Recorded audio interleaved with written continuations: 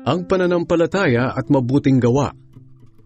Mga kapatid, ano bang mapapala ng isang tao kung sabihin niyang mayroon siyang pananampalataya, pero wala naman siyang mabuting gawa? Maliligtas ba siya ng ganyang pananampalataya? Halimbawa, walang maisuot at walang makain ng isang kapatid.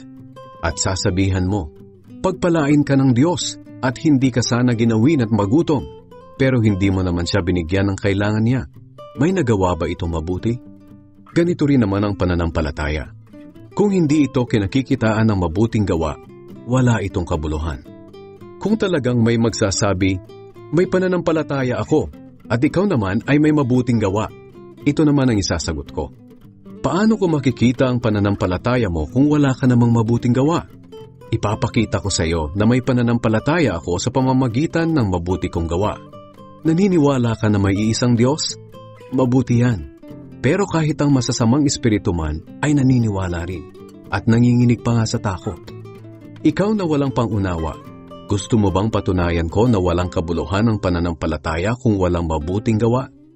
Hindi ba't itinuring na matuwid ng Diyos ang ninuno nating si Abraham dahil sa mabuti niyang gawa nang ihandog niya sa altar ang anak niyang si Isaac? Makikita mo na ang pananampalataya niya ay may kasamang mabuting gawa.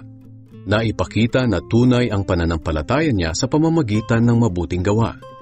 Natupad ang sinasabi ng kasulatan. Sumampalataya si Abraham sa Diyos at dahil dito, itinuring siyang matuwid. Tinawag pa nga siyang kaibigan ng Diyos. Dito niyo makikita na itinuturing na matuwid ng Diyos ang tao dahil sa mabuti nitong gawa at hindi dahil sa pananampalataya lamang. Ganoon din si Rahab, ang babaeng bayaran.